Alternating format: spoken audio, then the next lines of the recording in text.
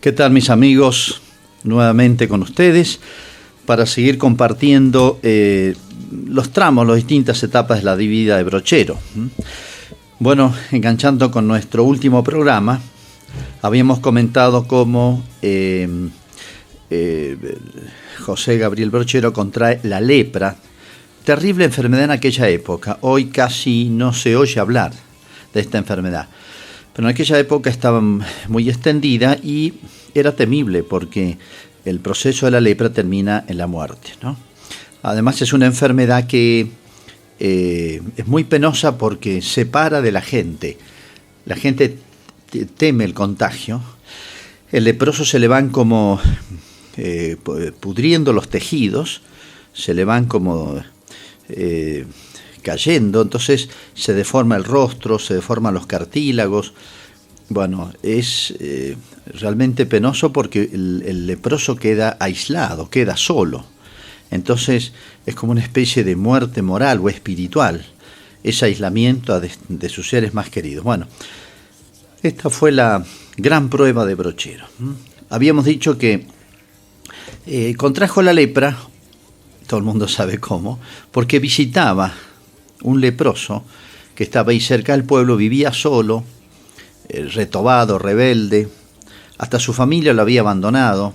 Muchas veces las grandes pruebas nos ponen así, sacan lo peor de nosotros, rebeldía con Dios, con los demás, abandonado a sí mismo. Bueno, Brochero con esa costumbre que tenía de acercarse a las personas que más necesitaran, los más alejados, los más solos, los más pobres, los más enfermos.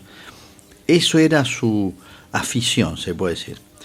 Bueno, apenas se entera que tiene ese hombre, lo visita, lo acompaña, lo ayuda con su comida, en su arreglo personal, toma mate con él. Bueno, pregúntenle a un médico, pero es muy fácil contraer la lepra. Y bueno, no se sabe en qué momento, pero ahí contrajo la lepra. La gente, cuando vio que el cura visitaba a este hombre, le advierte. Y Brochero no lo paran, dice, pero allí hay un alma. Eso es lo que veía él. Y bueno, lo acompañó hasta los últimos momentos y murió en sus brazos. Lo confesó, le dio la comunión, le dio los sacramentos, le dio la unción, lo ayudó a bien morir. Pagó un precio alto, pero bueno, es como, yo diría, la conclusión de su vida. Pero vamos un poquito más para atrás, ya vamos a relatar su muerte. Él muere en 1914. En el 1905, volviendo de Buenos Aires, percibe los primeros síntomas de su lepra. Sospechaba, pero no estaba seguro. Bueno, ahí va a visitar a su gran amigo, presidente de la República, Juárez Celman, y lo hace ver con un gran médico. Le confirma, ese médico le confirma. Tenés la lepra, el mal de Job, como decía, haciendo alusión a ese personaje de la Biblia. Bueno, cuando se da cuenta que tiene la lepra, cuántas cosas habrán pasado por su cabeza, ¿no? Ante todo, piensa que la gente se le va a alejar, y es obvio. Le va a escribir al obispo, ya cierto de su enfermedad. Mi señor, mi vejez me ha apretado tan de golpe que desde que estuve con usted he perdido 3 muelas y no me deja en la noche calentarme la cama si 1 hora antes de entrar en ella no pongo 2 botes con agua caliente.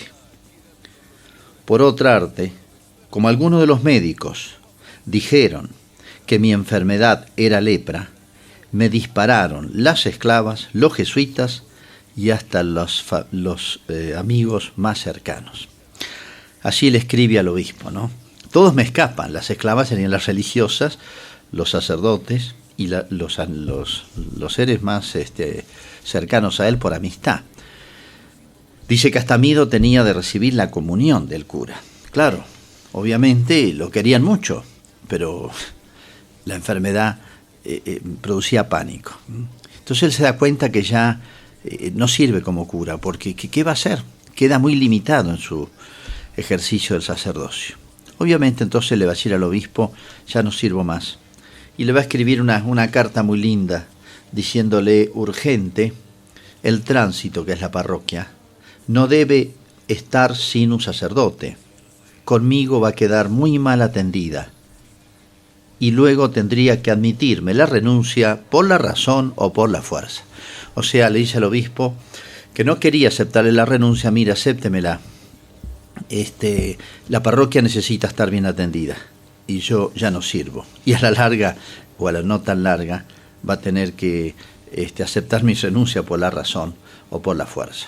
Por eso, entre 1907 y 1908, aunque exteriormente no se percibía su enfermedad, pero ya se había corrido, le aceptan la renuncia. ¿Qué va a hacer?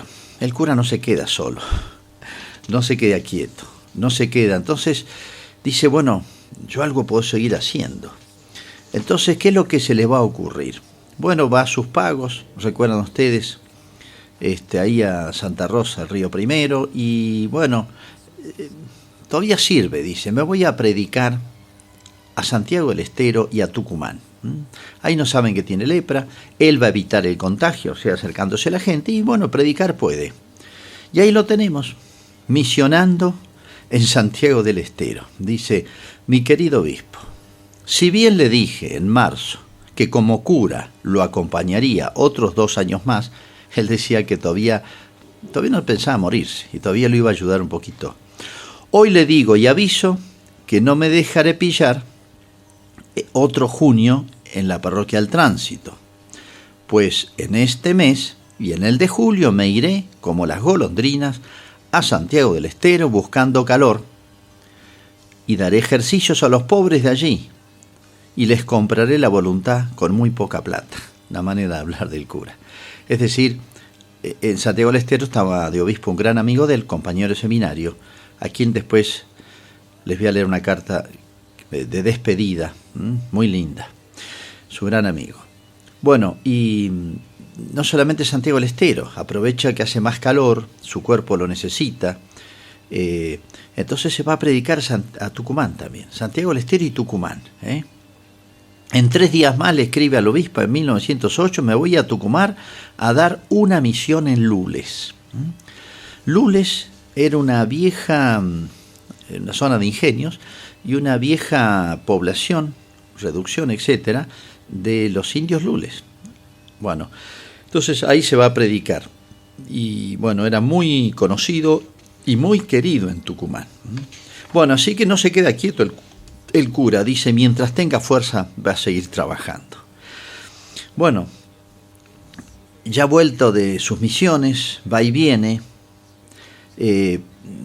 piensa irse a morir a Santiago del Estero, dice, me quedan pocos años, allí tengo un amigo, no voy a molestar en mi familia, no quiero ir al Tránsito, su vieja parroquia, porque hay otro cura, y bueno, no quiere interferir.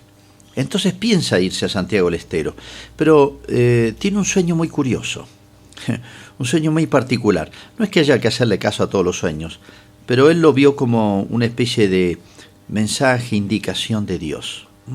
Dice que en el sueño vio al niño Jesús, con el que había soñado antes otras veces, a raíz de la construcción de la casa de ejercicios. Y le dijo el niño Jesús que no debía abandonar su puesto en el Tránsito, en su vieja parroquia, porque el Tránsito, su vieja parroquia, lo requería para expiación de los pecados. Y él lo entendió como diciendo, no tengo que escapar a esto, o sea, tengo que ir a ofrecer mis últimos momentos de vida, que van a ser de mucho sufrimiento por el aislamiento y el dolor físico que va a significar su final, tengo que ir a ofrecerlos en mi parroquia. ¿Por qué? Porque me está encomendada de alguna manera, y aunque ya hay otros titular, sin embargo, tengo que hacer mis últimas acciones sacerdotales, que van a ser la ofrenda de mi vida. Así lo entendió él. Y entonces, bueno, después va a partir para el Tránsito. Pero antes de terminar este programa, quisiera leer estos textos, fíjense, muy significativos. Una carta a un gran amigo. Le dice así, fíjense cómo la aceptación de su enfermedad, que era mortal. En fin, mi amigo, yo, usted y todos los hombres somos de Dios en el cuerpo y en el alma. Él es el que nos conserva los 5 sentidos del cuerpo y las 3 potencias del alma. Y el mismo Dios es quien inutiliza algunos o todos los sentidos del cuerpo. Lo mismo hace con las potencias del alma. Yo estoy muy conforme con lo que ha hecho conmigo respecto a la vista. Estaba ciego, dice, tan ciego que apenas veo la luz del día, dice. Lo que ha hecho conmigo la vista, y le doy muchas gracias por ello. Cuando yo pude servir a la humanidad, me conservó íntegro y robusto mi sentido y mis potencias. Hoy, que ya no puedo, me ha inutilizado uno de los sentidos del cuerpo, la vista, ¿no? En este mundo no hay gloria cumplida y estamos tan llenos de miserias. Una hermosa carta al estilo de él, muy simple, muy directa, mostrando que ya no le servía a Dios, sino ofreciéndole, y fíjense con qué aceptación va a expresar a un amigo lo que está viendo de su enfermedad. Pero hay una carta, yo diría, más linda, y es de las más lindas de él. Es la que le escribe al obispo Llanes, el obispo Santiago del Estero, viejo compañero de seminario. No tiene desperdicio. Dice así: recordarás, compañero de seminario, es muy importante, que yo sabía decir de mí mismo, cuando eran seminaristas, que iba a ser tan enérgico siempre como el caballo Chesche que se murió galopando. Caballo Chesche es un pelaje de caballo, es una terminología que existe allá, es un tordillo con pintas rojas, coloradas. Parece que una historia que ellos conocían, ¿no?